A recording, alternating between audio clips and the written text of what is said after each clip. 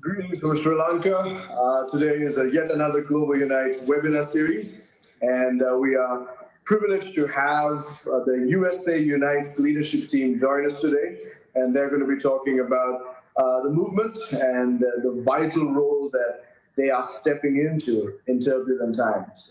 So even though it's a good, nice time for those of us in the global south to engage in such conversations, it is not the case in the United States right now. It's 7 o'clock in the morning, but they are kind enough to say yes to us, just for us in the global south to hear more from them. So without further ado, I'd like to introduce our leadership team. We have Jamila Millet. She's based out of Orlando, Florida. Welcome, Jamila. Thanks for joining us.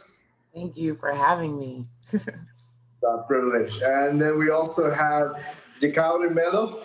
She is based in Massachusetts, just north of Boston.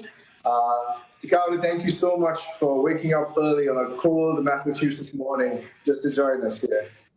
Thank you. I'm nice and warm. I wore the turtleneck to keep myself cozy. Nice. I'm sure those of us in the global south will not last too long in that kind of weather right now. So we really appreciate that you're there, we're not. Then we do have Jordan Thomas from South Carolina, the low country of South Carolina. Jordan Thomas has been part of Global Unites for many years. And so, Jordan, thank you for joining us this morning. Absolutely. Glad to be a part of the conversation. Cool. So for our viewers, mainly for you to have an understanding, we have our Global Unites teams from across the world, especially, like I mentioned, in the Global South. Our teams from Uganda, Kenya, Sierra Leone, Liberia, obviously Sri Lanka, are going to be joining us, and they will be sharing questions on our comment section. And we just want to encourage you guys who are watching, go ahead if you have questions for the team. If you have words of encouragement, any suggestions from your experience as peace builders in your country for our counterparts and our family in the US, please go ahead and share those questions and comments as well. So to start off with, we're not going to have much conversations on the political reality of what's going on or the partisan politics. But I want to get a feel from you guys, what's the sense like? For us, watching in from outside, we feel there is unbelievable levels of polarization. The country is divided. But at the same time, it seems to be turbulent, confusing times. Is that an exaggeration that we are feeling based on the media that we're listening to? Or what's your feel for it? How is this different to other times? Why would you say that it is truly polarized? Maybe even share some experiences or anecdotal evidences that you have seen to show the levels of polarization right now. So how about we start with Jamila? I was hoping you would not. Well, it's like in the air. It's not always just like a tangible, like I can see it kind of like this. It's like the energy. It's a lot of it's nonverbals. It's like it's everywhere. So I do a lot of work in the schools right now, and so I even talk to the youth, and it's different for them because their voice isn't heard as much, just because they're under the age of 18, so they don't even get to like be a part of this in certain ways, but they are absolutely infected by the hate, anger, just divisiveness that's going on. And they share that. And in some schools, there is leadership that cares and is absolutely pouring into and asking questions of students of like, how can we do better? And then there's places where it's ignored. A lot of things are dependent on media. So if the media is talking about it, then they're talking about it. The media is not talking about it, they're not talking about it. But it's still happening and it's still hurting people, including myself. So yeah, so it's a weird time. Yeah. Jordan, what are your thoughts? How are you sensing this polarization now, and how is it affecting the people around you? Yeah, I mean, I would definitely say for me personally, I've had to be very intentional with taking moments away from social media and technology just in general because of you can scroll through headlines and just get frustrated or become angry, feel sad just from seeing that. And like life is continuing to go on right now. We still have to move forward, still have to do things, and there's a lot of work and things that need to be done and things that for a lot of people, for me personally, this year has brought a lot more things to the forefront that I kind of just pushed to the back burner before, which I had the luxury of doing where other people didn't. And I say luxury with quote unquote for lack of a better term, but I just it's it's palpable in the air. I definitely agree with Jamila. Even when it's not necessarily a verbal thing or something that you can see physically, walking around feeling anxious about, did I just say something right? Did I do something incorrect? Am I making sure that I'm building people up in this moment or moving things forward? And at the same time, feeling like if I say one thing that may come off as a political statement, like, is it going to erupt into anger? And it's crazy. It's almost like we've eliminated the middle ground anymore, which is like what we need in order for even a democracy to be what it is. But right now it's either it's either that or that or that or that, and that makes it really difficult because I also believe, and maybe I'm an idealist, but I also believe that there are a lot more people in this country who are trying to say, "Yo, let's get this thing taken care of. Let's do something together. I'm willing as an individual. I'm willing." But we don't, we get inundated so much by other things that we can get discouraged, and for me personally, it has felt like a discouraging time. But I'm also very, very hopeful that this is a climate perfect for change, perfect for opportunity for the younger generation to step in, to say, hey, we know we're going to be the leaders of the future. We know we're taking on some of those roles right now. How can we make this thing better for the generations after us? Like already thinking ahead in that way. So I'm still hopeful, despite the fact that it has been a discouraging season. Yeah, thank you, Jordan. Dikauri, how are things up north, northeast? How have you experienced all what's going on, and how have you dealt with it? Yeah, the Northeast has always been a silent killer, I would say. It's definitely always there, but people aren't as willing to talk about it. So it becomes more settled. Um, I'm pretty, I'm assuming that the South is a little bit more palpable.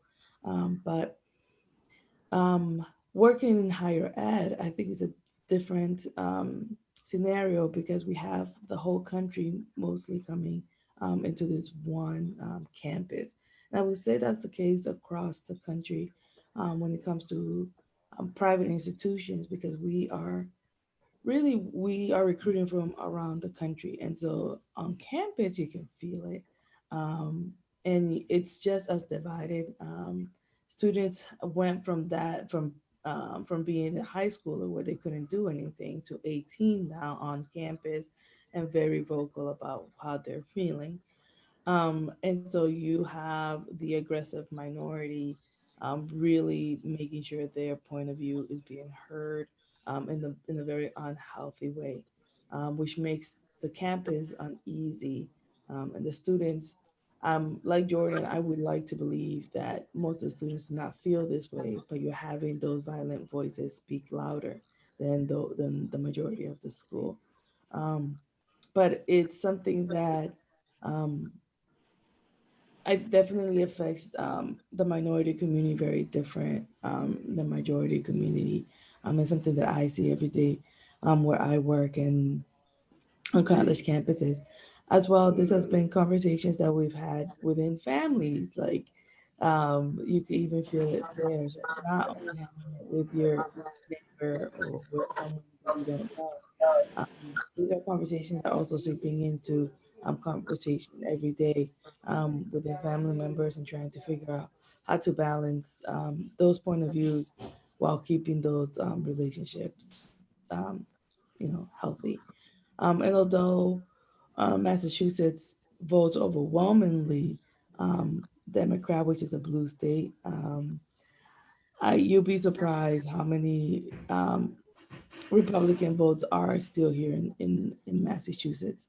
And I think it's thought of because we'll vote one way as a state, we all have very similar views, and that's just not the same, although that's what's being projected.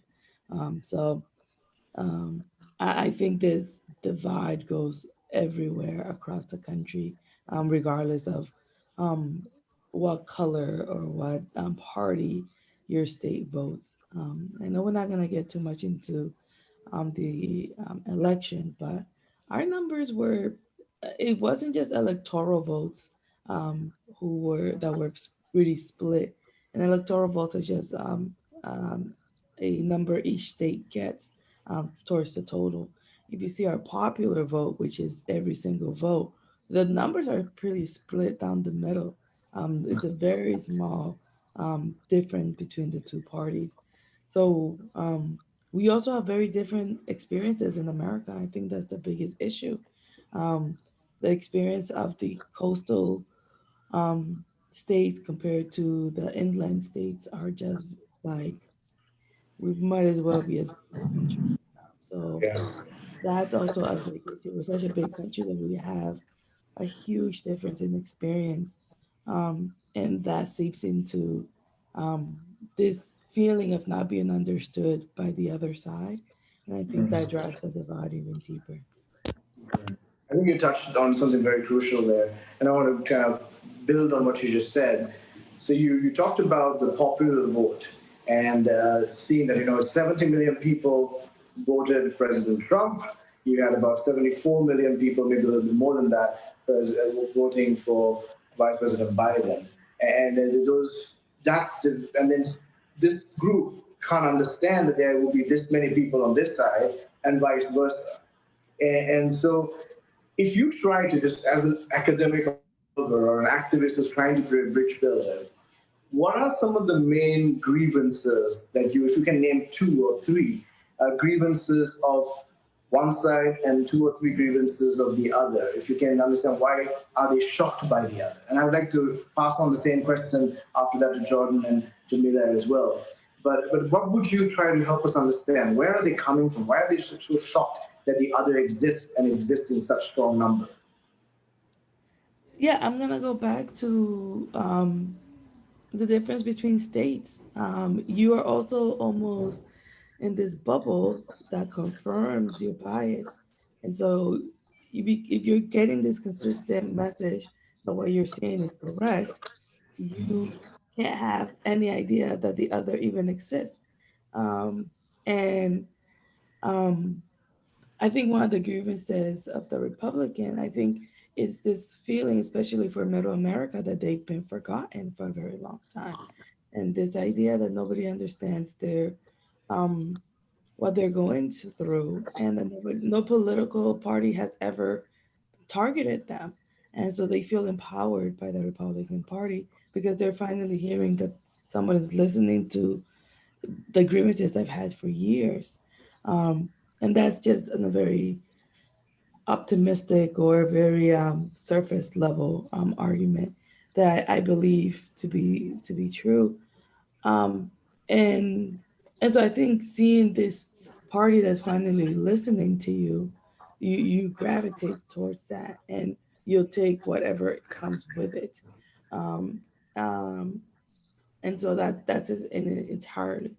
And so when you are going more towards the Democrat Party, I would say one of the grievances for them, I think interestingly enough, it's the same argument of not being heard and not being seen. You see people who see the role of the state very different and the role of the government. So I think Democrats really see the government here to care for its citizens, and what does care look like? It's not only military care, but it includes health care. Is one of our views. I mean, Sri Lanka has universal health care. We don't. As and this is just a personal story. I spent a month in Sri Lanka, and we had a rabies scare where we were staying at, and it was on one of Prashant's father's orphanage, and we just took the entire orphanage, went to the hospital, and we all got checked for rabies. Nobody had to think twice about healthcare at all. That cannot happen here. And so that is why I believe that I think our role of government, but two parties just see it very different. And even if you look into big and small government, that's another thing. I'm not even trying to get into the race issue here. I'm trying to just keep it on the political side because I think the race issue, which I think is really what we're trying to touch on, is even a deeper issue. But just on that, um, I think we just see a role of what government's supposed to do for us is very different. Yeah, those very good points there. Thank you for sharing. That's very insightful. Jordan, you're in the deep South, in South Carolina. Um, Try and help us understand the different groups who voted and why they voted that way, and why is there so much of a hurt and an animosity against the other. Well, obviously, it's difficult to say this is why anybody did anything. I'm trying not to speak on anything like that, but I will say, for me personally, this is how it came off, at least from the conversations that I had with people that I know on both sides and things. Um, uh, Both party views the other side as the evil, right? So there's no victor. There's no, like I said, there's no middle ground anymore. In both parties' eyes, both parties are trying to destroy what America is, what America was founded on, what it's built on. I would say this time around, the Democratic Party is like, oh, it's all about socialism and this. So like that was the narrative that they were pushing. So it's like, no, we have to stay where we are. We have to be, stay true to the fundamentals. And then also, I think on a very real level, I know Jakoti was saying that she wasn't trying to get maybe into the race part, but down here, like that's what it felt like. People felt like if you voted for the Republican Party, that you were continuing to buy into the white nationalism and this foundational issue that we're going to reckon with, whether we do it in a holistic way or it turns out to be what other things in history have turned out to be. But like, this is a foundational issue. So for people, for me in my circles and people that I had conversations with, you either were voting to destroy what America is, or you were voting to keep America in the power structure and the foundational white nationalism and white supremacy aspect. So like it was literally two opposite ends. You're either destroying America or you're destroying America. So it was fight to the death, dig in. I mean, it was, they dug in, and maybe because I'm old enough now, and this is the first election that I was like completely fully engaged in from start to finish, just as far as paying attention. It's felt like, and they said this in the news, that this was the most important election, but it felt like more people were talking about it than ever before in my life. And it may have just been because I was paying attention to it more, but everyone else was putting so much pressure on this election. And yet at the same time, it was do or die, because if this party wins, this is what's going to happen. Like there's no, hey, we're going to move forward. So it's almost like the two-party system was going to collapse on itself in a sense, just because whoever won wasn't going to be able to galvanize the other to move forward, because that's ultimately what we have to do. That we have to come together. We have to move forward and do the healing work that has to be done. Yeah, well said.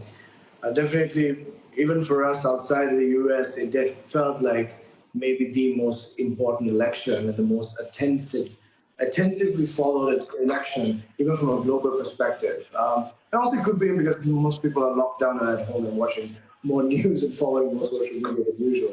But regardless, the turnout shows that it was important to a lot of people. Jamila, what are your thoughts? Is there anything that you'd like to put your finger on and say, hey, these are some of the grievances, these are some of the hurts that are misunderstood by both sides that continue to increase the chasm that we see? Yeah. Before speaking about that, I do want to just echo the echoes of my peeps here. But for Jordan, it's not just a feel. Like statistically, the numbers showed that there was like a bajillion more young people who voted and who were interested and were invested in this particular election than literally like ever before. Also, they weren't of age previously, and so a bajillion of them were of age and actually cared. Because I know when I was younger, I didn't care about election, none of that. I would have been like, who's the president? You know, like that kind of thing. Like that's how I was when I was like in high school. But these kids are like super aware. And then the other piece is, and Jordan, you kind of mentioned this before too, is there's not necessarily things that are like, this wasn't happening before. It's just been a time of exposure. So we were split before this presidential election and campaigning and all this, right? We were split before. We just like, it was covered, you know. Black people felt ostracized, felt distant, felt disconnected before. It was just escalated and elevated during this particular season. Like I talk about the physical pandemic and then the racial pandemic. And that was around the George Floyd, Ahmaud Arbery, Breonna Taylor time period. And I do believe a part of that was due to the physical pandemic because we didn't have all of our various distractions. And you just saw the things that have happened all the time, but it was so concentrated. And then it was like, you couldn't look away kind of a thing. And then the pieces that, the grievances for both sides, one of the biggest things that I saw for both sides was religion, and using that to say, either you are a Christian if you vote Republican, or you are a Christian if you vote Democrat. If you are pro-life, it means this. And if you are pro-life, it means this. And literally those were some of the biggest areas of divisiveness that will continue to be, again, exposed and a way to continue to divide unless we start talking about what brings us together. Yeah, so that's very helpful. And all three of you have kind of given us an insight into some of these intricacies and these realities that are not going to go away. Like Jamila just said, it's not going to be, it's over all of a sudden. Whoever's president, whoever's going to be in leadership for the years to come, that's going to be a reckoning. So in that context, I wanted to ask you guys a question about this whole concept of a nation that's so segregated and polarized and thinking of the other in the worst possible way. Now, these kinds of indications for us growing up in nations that have been devastated by civil wars and violent extremism, those are civil war country indications where people are so segregated and people have such strong opinions about the other. Pew Research put out a study where they said that it was like 44% of Republicans thought that the Democratic Party was a threat to the nation's well-being.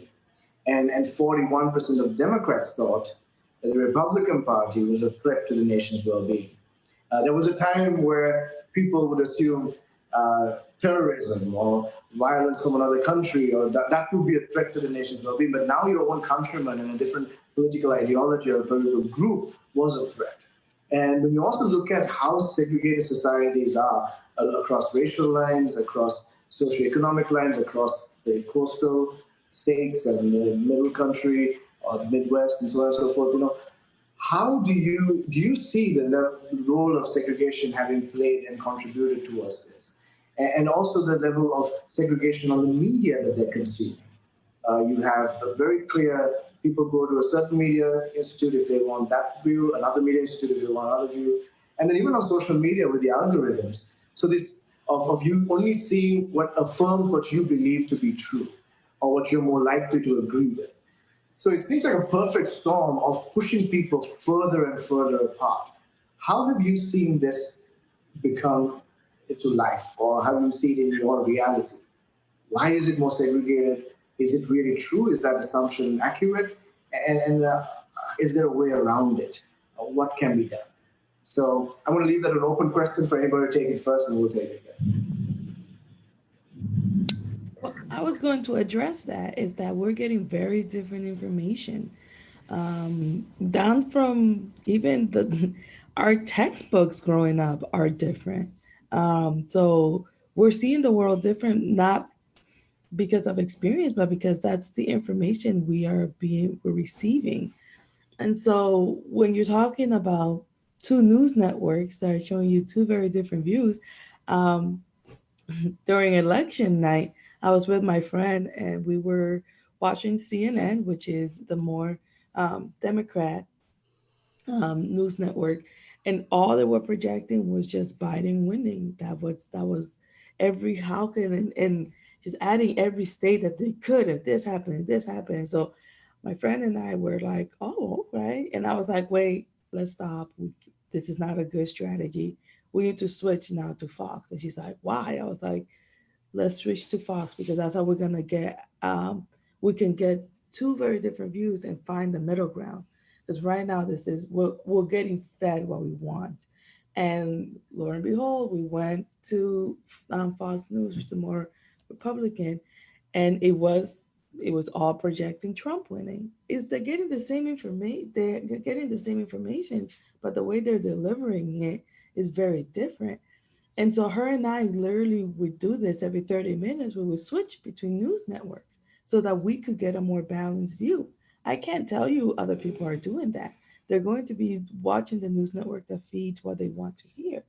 And if it wasn't for that, we would have gotten a very false view of the election process that evening. And so um, even um, the political messages that are being sent are different from state to state and region to region. And so when I'm having a very hard time understanding why is Florida voting this way, no offense to Jamila, but why is Florida voting this way?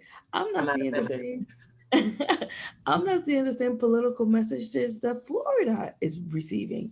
So right now the messages are just very, very different. Um, I was on I was on Instagram and I saw this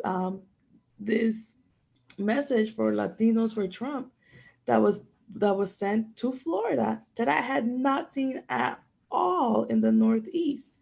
And I was like, is this a real thing? And it was. I hadn't seen it because they didn't waste their time sending that message up to Massachusetts because they don't understand how big of a Latino population Massachusetts actually has.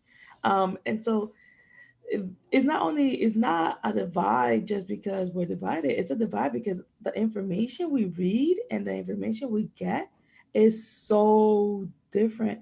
I mean, this goes into marketing and knowing your audience really well. And so we can't even agree because the news networks that we're watching is not saying the same thing. I remember this meme.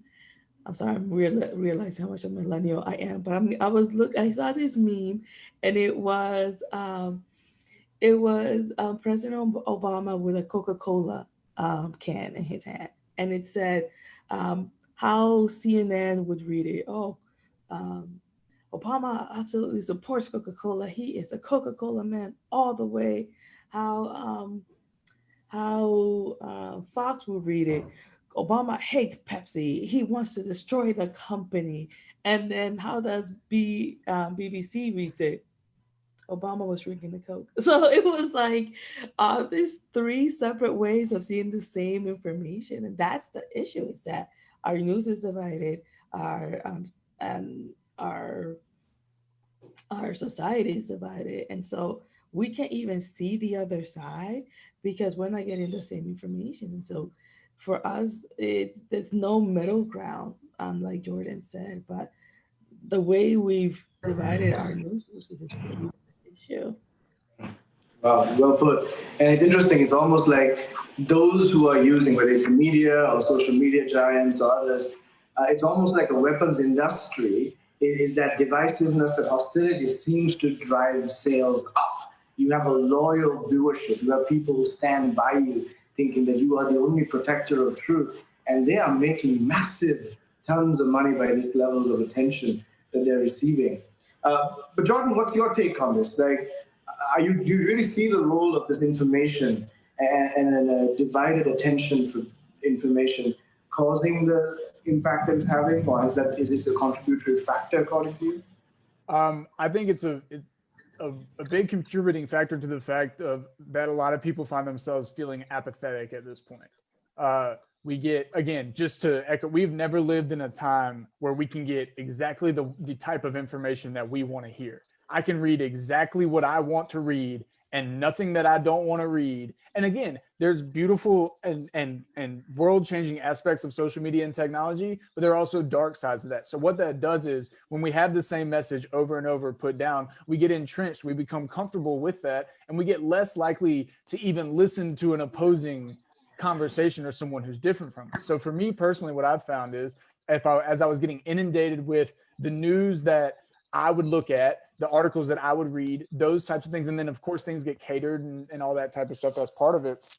But I found myself having to be intentional with finding that other side, like Jakoti was saying. I also find it personally a little bit frustrating that I can read an article and then immediately I have to go looking for another article to make sure what I just read is freaking real. That's ridiculous. We shouldn't, that's a side note, but we shouldn't have to do that. We should be getting real information, real truth, regardless of what somebody's agenda or what somebody wants to get the point across. So it's a contributing factor in the sense that we've never been more connected through social media and through technology, but we've never been more divided when it comes to actual conversation and connection with humans. Because again, I'm only going to listen to what I want to listen to. If that person on Facebook says something I don't like, I'm blocking that and I will never see that again. Again, we literally create our own pockets of comfortability. And the worst thing that we can do in this moment is get comfortable. Because if we're going to actually deal with the racial pandemic, if we're going to actually deal with the global pandemic, if we're going to actually move things forward as a country, we are going to have to be patient. We are going to have to listen. We are going to have to accept when we are wrong, and we're going to have to move forward in light of all of that. Like we can't shut down because we screwed up. Like we have to wear that stuff. We have to move forward, and so it's being intentional with navigating around what we're inundated with and making sure that we're connecting with people, even if we don't have to like agree with everything that people say. In fact, most people that you come across with in life, you're not going to agree with everything that they believe in. That's just reality. But we have to be intentional with giving ourselves that perspective or that worldview, because that's the only way that we can continue to move things forward. Because my worldview is different than Jamila's and Jakoti's, and yet we're able to have conversations and talk about things. Why can't we do that on a larger scale with other people? Yeah. So Jamila, you based in Florida. It's interesting, there were so many, the posters got it wrong once again.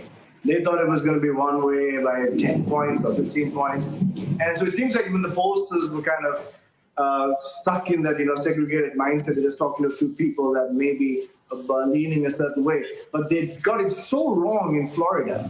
And there was this assumption that it could go this way or that way. How do you see that happen? Why do you think they got it so wrong? And did that also have some contribution from what we're talking about this segregated media consumption?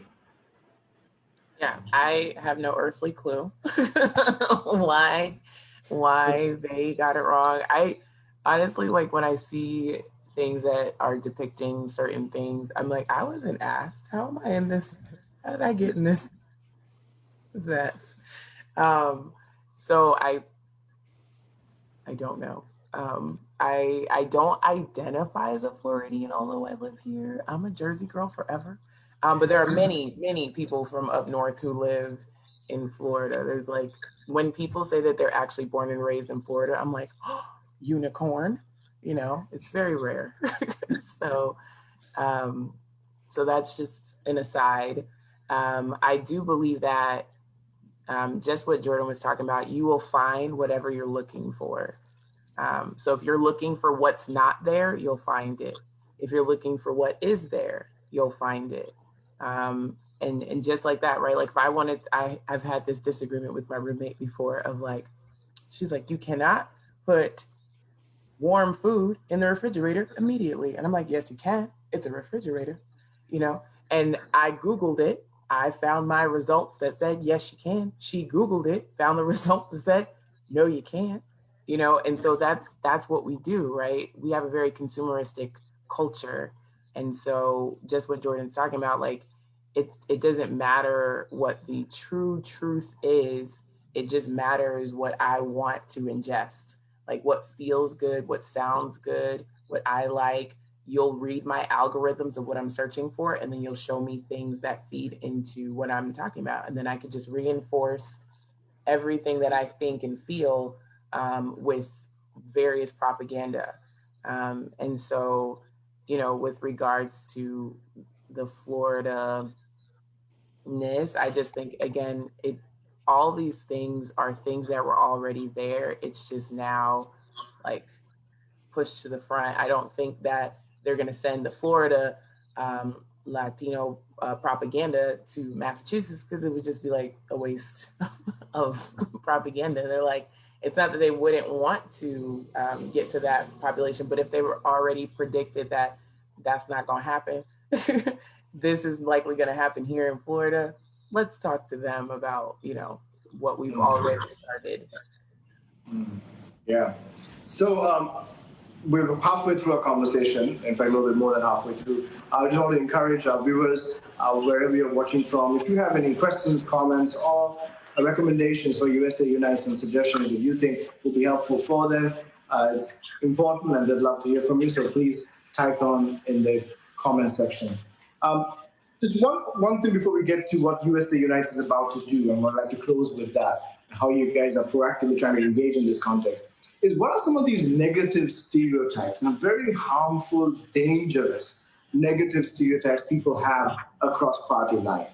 And I just want to explore that, because I think that is a fundamental place to start, because as long as you allow those negative stereotypes to become fact in your mind, it's going to start influencing your actions. It's going to start influencing the way that you treat others, and it could be devastating. So, you know, for example, the assumption that, well, if you voted Republican, you are more likely to be racist, and that's why you voted.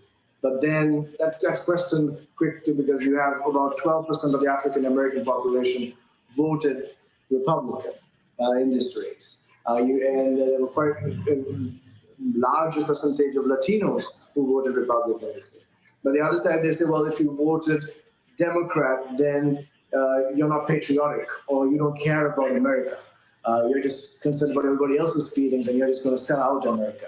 But there are so many people who serve the country in the military, who have given their life, who are passionate about the country, just have a different ideology. That can't be true either.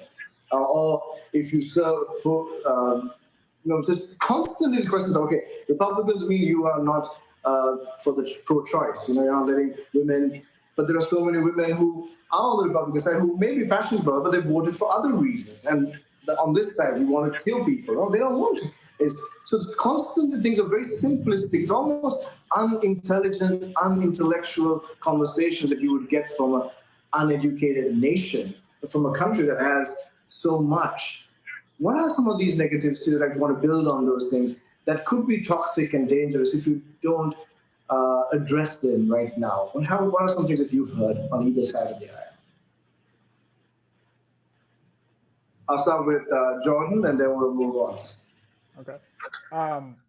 I think there's an assumption that you can't be pro-life if you're a Democrat. There's also, you know,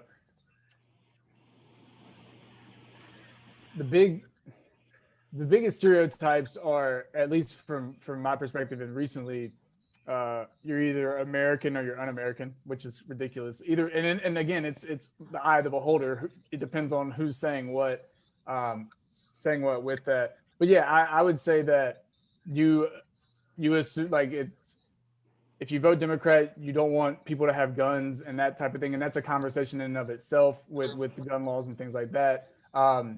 I think a big problem is we create our identity off of our political party when, like, we're human beings. We're not a political party. So, you know, that type of stuff is really difficult. And I guess I'm struggling with words because I'm trying to find the right thing to say with it. But ultimately, yeah, the biggest ones for me is you assume that if someone votes Democrat that they don't believe that life matters. You know, in that sense, Jamila said it earlier, like religion, like legit people were saying, like, you're going against God or something like that if you don't vote a certain way. And I really wrestle with that, because that's a really hard thing for me to for people to be able to say that about somebody, like, hey, you can't know God because you're doing that or something like that. But I'll end on this. We make it so black and white with the issues, like it's either this steak or this steak, and it's like, but life is so much messier and in between in that there's a lot more conversation that needs to happen. But again, I think it ties into that we identify people's like identities. We give them an identity based on their political party when that shouldn't be the case. Even though they do choose to vote a certain way, that's not their identity as a human being. And I think that's where a lot of the issues can come, because then you demonize the other side because you're either pro-choice or pro-life and all this stuff. So those types of things. And it creates a very dangerous, toxic reality when you're already polarized, you're already segregated, and now you're putting identities on people. That's dangerous. That's a dangerous place to be. Calvary, what about you? What are some of the negative stereotypes that you think needs to be challenged? Well, I think we live in a liberal and conservative mindset, and so those two point of views are just so opposite from each other. And laws are black and white, unfortunately. Like there's no in between gray law. You either keeping the law, or you're breaking it.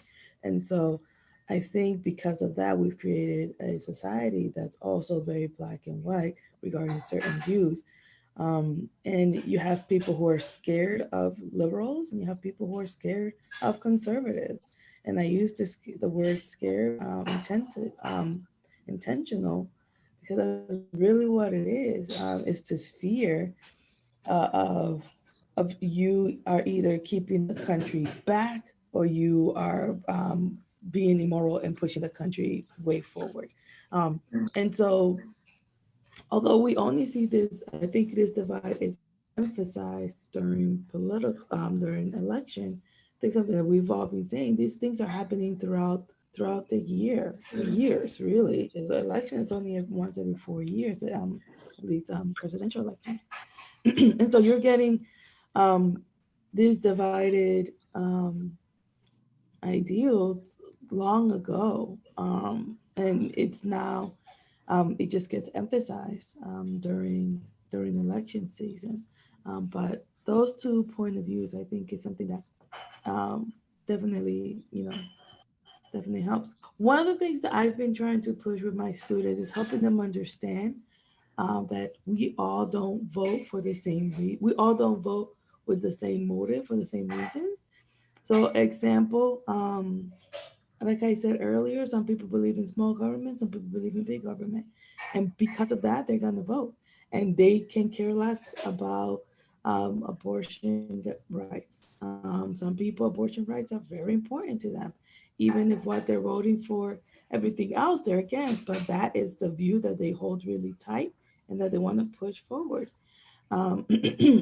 At the same time, there's people who believe in regulating businesses and to make sure we have consumer protection. Some people don't. They believe that we shouldn't. Some people believe we should have a lot of taxes to cover, basic needs. Other people believe, why is the government taking all my money? And so it's all our views, unfortunately, are black and white. And for a long time, we have to understand, for us to be where we are, this has been building for year over year over year. It just didn't happen out of nowhere. And so our political parties are becoming more and more extreme. And we are electing officials to represent the more extreme of the two sides. I do believe there are more moderates in America than we would like to believe.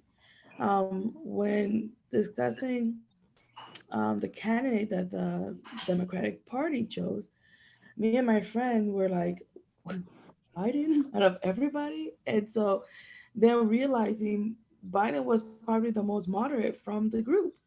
And if we wanted to push those moderate votes away from the Republican Party, we needed a more moderate candidate within the Democratic Party. And so I think the two-party system is running its time. I think we need a real more candidates, more stronger candidates running, because it feels like you have to pick these two extremes. Where I think if we had a third party who was more, um, who would be able to unite on more fronts, I think that will be a game changer in the U.S. So I do think the two-party system is running its course. Um, Amazing insight. Really appreciate you guys, your wisdom. And I believe if you take all the conversations happening in the US right now, none will be as understanding and reaching across the aisle as this. You're always getting one or the other perspective and trying to enforce that, but trying to be empathetic, trying to understand, trying to be intelligent about the situation is the order of the day. So, saying all that, you guys have embarked on this journey of leading USA Unites in such a time as this. So tell our viewers, what are your plans? How are you planning to engage? We have the issue of a segregated society. We have the issue of segregated information or a divided echo chamber system that's happening across the country. We have the issue of demonizing the other and a lot of negative stereotyping.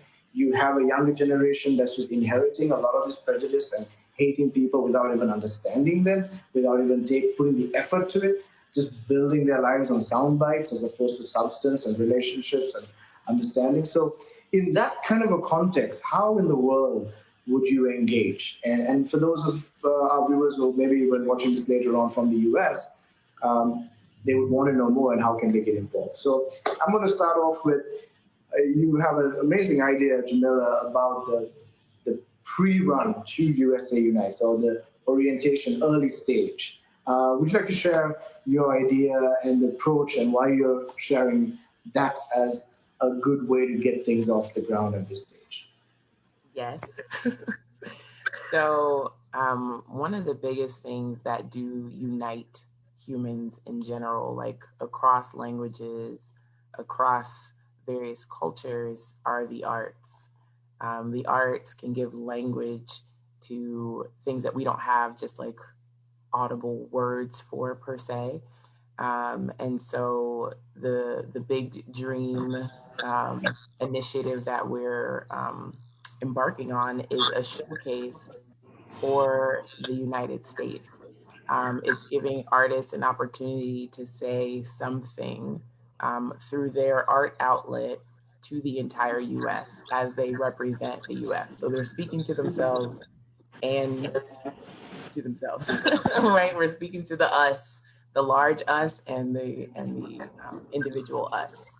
Is actually called an open letter from the US to the US, and that's actually a catalytic event where it'll be like an artistic film. So you'll get to see people represented from all the regions, from the various states, as well as the Union territory. Oh, we're getting an echo now.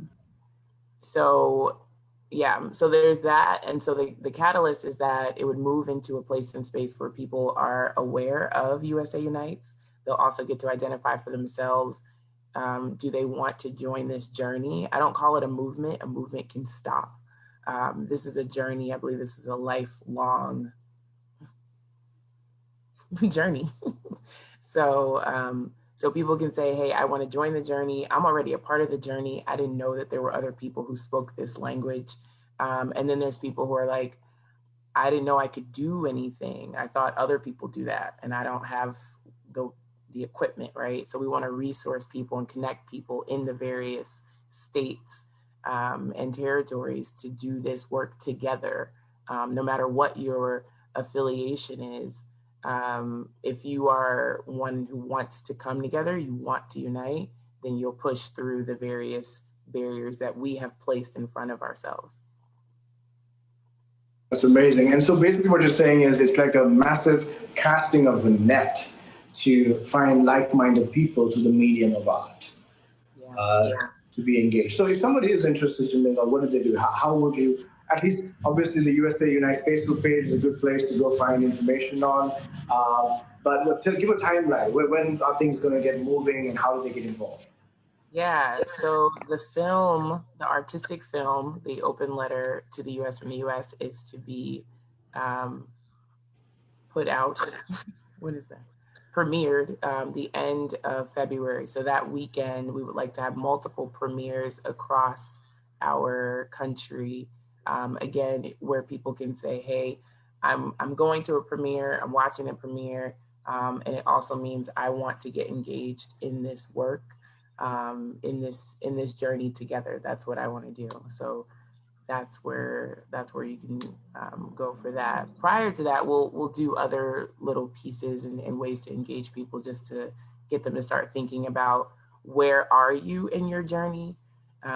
Because a lot of it does start here and here. It starts in the head and the heart.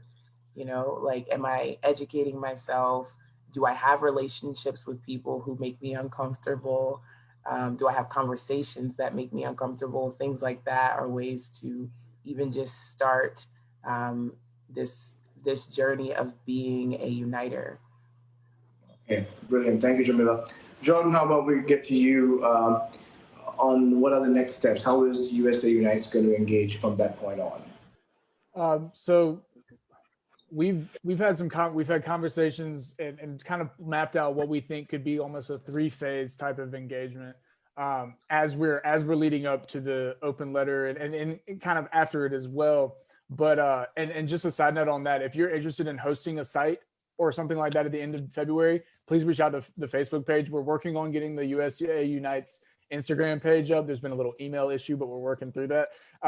But reach out to us and let us know, because again, we want to have sites all across the country. We want to have people, because these are going to be great initial starting points to start having conversations and see who wants to be a part of these conversations, who wants to be a part of this work. So anyways, what we believe as a movement is that we don't need to recreate the wheel. We know that there are people out there doing great work. We know that there are organizations locally throughout the country working on racial reconciliation or conciliation. However, you have to have a reference point for that. But ultimately, we want to find out in phase 1 who's on the ground doing what. What's being done in Columbia, South Carolina? What's being done just north of Boston? You know, those types of what's being done in these localized areas. Who are the players? Who are the stakeholders? Who's invested in their communities? Because ultimately, the change is not going to happen from the top down. Eventually, there could be a connection with the top, but and Global Unites and all the other Unites movements are rooted in foundationally in grassroots, and that's where we're actually going to see the change in this country. So we want to locally create pockets, find out who's doing what, find out what they're doing, do that research, and maybe just create this matrix of, hey, in Columbia, South Carolina, these organizations are doing this work, X, Y, and Z. And then kind of step 2 is, after we put it out there and develop some relationships, is determine where can the South Carolina chapter for United States Unite, where can that fit in here? Because we don't want to come in and say, hey, we got the answers, we have the solutions, this is what we're doing. We're not, because ultimately this is a relational issue.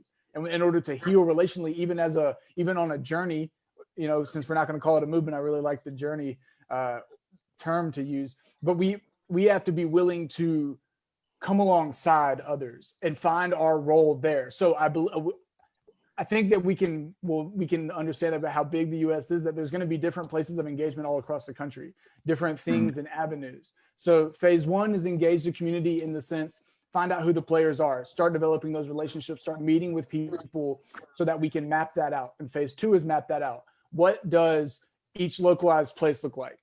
Whether it's, we have 10 spots right now, we'll start with there, whatever. And then the third phase is by the end of 2021, and maybe even ideally August 2021, if we're really shooting for the stars, planning wise, we want to have the Future Leaders Conference, the first Future Leaders Conference for United States Unites. And with the way that the pandemic is, we're more than likely going to have to do it virtual, and that's totally fine, because potentially it could give us even more opportunity to get the message out there and bring people along and have conversation. But the Future Leaders Conference is a time where we can come together as the younger generations in the United States, coming together, having conversations, saying, hey, look, this is, if we have a group from Seattle or whatever, we can say, hey, look, this is who's already doing stuff here in Seattle. And we can come together and really develop plans for how we can engage moving forward. Because ultimately, we can say all the good words. We can say, hey, this is the action plan, A, B, C, D, go take that out and do that in your local areas. But the true lasting change is going to be ones where the individuals in those localized community are invested in their community and they're coming alongside others in their community, moving things forward. So that's really our 3 phases. First one is to just gather the research, find out who the players are. Step 2, map that out. What does that look like? What are possible avenues for us to locally engage in such and such region? And then the third one is to launch the Future Leaders Conference and have this virtual event where we have people come and inspire us. We connect with people. We have conversations, real, honest conversations, and then carry that to continue moving forward into our localized engagements. Brilliant. So we're cheering you guys along. We know the journey is not going to be easy. The odds are stacked against any of our movements because we are grassroots movements, but we believe that the potential for change is so profound and worthy of this of effort and movement. So we do have a few questions and comments that have come in. You also may be able to follow it on your on the comments section. One question we have is coming from Uganda. So in Africa, as we look in from the outside, we see stereotypes, misinformation. How many Africans understand politics of the USA? Many Christians believe that voting Republican means you're voting for God. The Democrats are devil's army, meaning that no matter how divisive actions of Republicans are, it God's work, and so it's right. Are the roots of such beliefs among youth in the USA, and how can you work with parties to change that mindset? So this is once again on the concept of religion and how religion has been politicized. Interesting, I think Jamila brought the point that even some Democrats, or even Jordan, you said, if you say, if you're really a Christian, you vote Democrats, or if you're really a Christian, you're a Republican. Try to politicize religion to fit your narrative and to appeal to people. So, Jikauri, how have you seen that? You know, that's a very dangerous place when people start using religion as their base to attract people or judge people about political decisions. How have you seen it play out, and why are you concerned about it? Yeah, so the interesting thing is that the U.S. was founded on this idea of separation of state and church. That has been the foundation for many, many reasons. The fact that our founders came to this country or to this land because they were being religiously persecuted. And so that was something that was very important to the foundation of the country. However, I think we would be foolish to say that our religious views do not influence how we vote, because we believe our political views should be guided by our moral views, which is then guided by our religious views. So it's a very layered process. But I also think more so this last 2 elections season, the religious views have been pushed even stronger as part of the political tactic. I don't think, and I think just because I was so young as well, I don't remember religious views being brought in the 2000 elections when Bush and Gore. I honestly don't remember that aspect of that conversation. And Jamila and Jordan can correct me if I'm wrong. Even in the Obama ages, I don't also remember that being a push, or even conversations about what percentage of a certain political pocket voted for what president. I don't remember those stats being brought up. However, I think in this past 2 election seasons, we've been zeroing down on what groups are voting. And again, going back to being marketing wise on how do you actually project that. And so if I want to get the Catholic vote, I have to make sure I am going after Catholic beliefs that I know are very true. So how can I make sure I demonize the other political parties, saying that I don't actually support that? As well, unfortunately, it goes back to information. Things are being skewed. The information that's being delivered is being skewed. Things are being manipulated in a certain way. But interesting enough, church is not supposed to be involved in politics. It's actually illegal to talk about politics from a pulpit. However, I've seen churches put out messages on their websites on how you should vote. And then it's a 15-page article on how this should affect your voting. Like it's been weaponized. I think that's really at the end of the day how I believe is being used. I think politicians realize that religious views are a big part of how people vote. And so they've been weaponizing it and making sure people only see it one way. And this goes for both parties. I would say that Democrats haven't used that tactic as much as the Republicans. But I think because the Republicans are using that tactic, it then has been influencing the the Democratic view on that. So I heard um, from a pastor a few years ago that the church says it's not political until there's a reason they believe they need to be involved. And so, but we choose what to be involved in. Um, and the U.S., we talk about the church because we are a primarily identify as a Christian majority, I would say. But um, the Jewish vote, I haven't heard anything about the Jewish vote. I don't know if you guys have. I haven't heard anything about the Muslim vote. I don't know if you have, if you guys have. Even haven't heard about the I think maybe about the non-church goers. I think that's something I might have heard about, but it's really focused on this Christian view and this false narrative also that the Christian religion is under persecution in the U.S. is another driving force. It's so loaded, but I do believe is we've been that separation between church and state has been actually it's becoming more of a marriage. I think they've gone to counseling and they're kind of reconciling their differences, but I think that's dangerous. Yeah. Thank you, Jordan, for understanding my joke. Oh, that's good.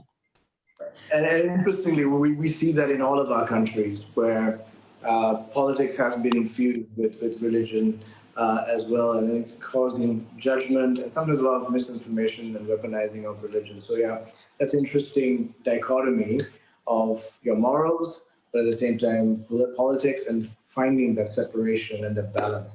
So in conclusion, what I'd like to do is for all of you, why do you believe in a reconciled or a united, just, thriving nation? What are certain real life experiences you have where you've been able to bridge across racial lines or across religion or across party lines or whatever it may be, that's given you hope that this is real? It can happen, it can multiply, and it's good. Because I think at the end of the day, it's like if we haven't seen it, felt it, and experienced it, why are we trying to promote it to others? So obviously, the three of you have experienced it. So I'd like to close with that because that gives me a sense of hope and an indication of what we're trying to multiply. So since we started with Jamila, we'll start with Jordan this time, and then Kari, and then finally Jordan. So. Yeah. For me, it's pretty basic. I think I played sports growing up, and on a field with 11 guys who came from different backgrounds, who believed in different things, whose parents made a different amount of money, who lived in different parts of the town, all these differences. And yet, when we're on the field, we're working towards the same goal to try to score. We got each other's backs. Like, we're making sure people are held accountable. We're taking the responsibility for where they're at, all that type of stuff. So for me, it foundationally comes to that. If human beings are able to supersede these divides and things that we've created, if we're able to supersede that on a sports field or through an artistic expression or through song, then I fully believe, and maybe I'm an idealist in this, I fully believe that we can do this on a communal level. My faith has a lot to do with why I believe in that as well. But it for me, I wouldn't be where I am in my life if it wasn't for the people who've invested in me, the people who challenged me to get uncomfortable, the people who took time to make sure that they corrected me when I did something that was foolish or that hurt other people. I'm a product of the community that raised me, and despite the fact that the community isn't perfect, we're not perfect.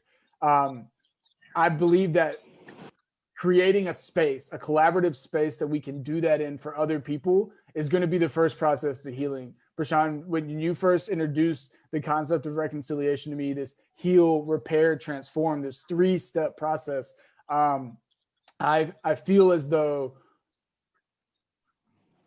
we have to create that space. And for me, I've had people giving me that give me that space. Even with these two ladies, Jamila and Jakauti, they have given me the space to have conversations and like be real and raw and honest about things. And like that alone just means so much, because right now I feel like a lot of people are scared to even say anything because they're scared that if they do say their truth, that is their truth, that they'll get demonized and completely buried. So like there's a new type of anxiety where it's like I can't even navigate if this is wrong, you know?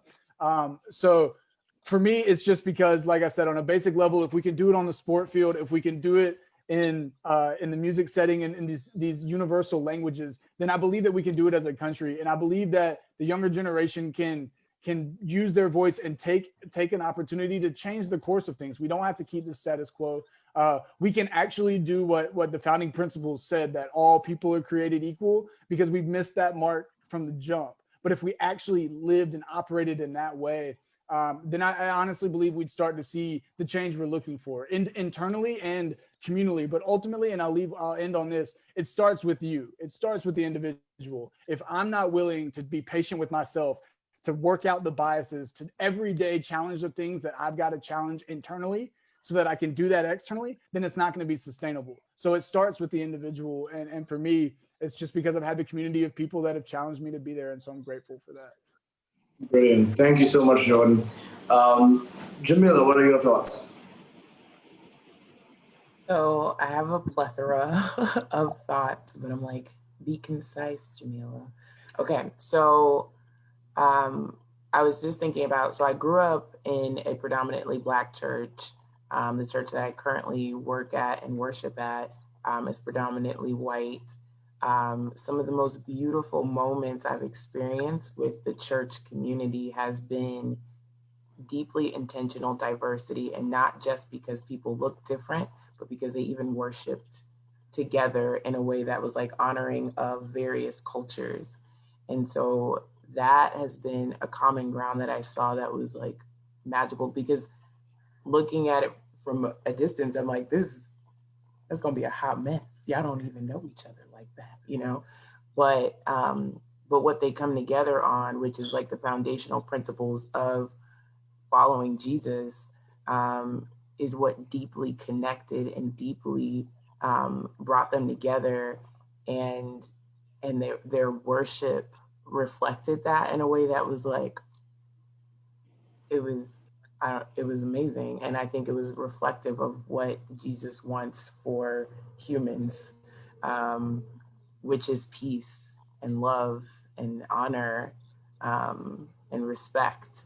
So yeah, so I've seen that, I've witnessed it. Just like what Jordan was talking about too, the arts is something that is so connecting. It's so soul giving, and can absolutely break barriers.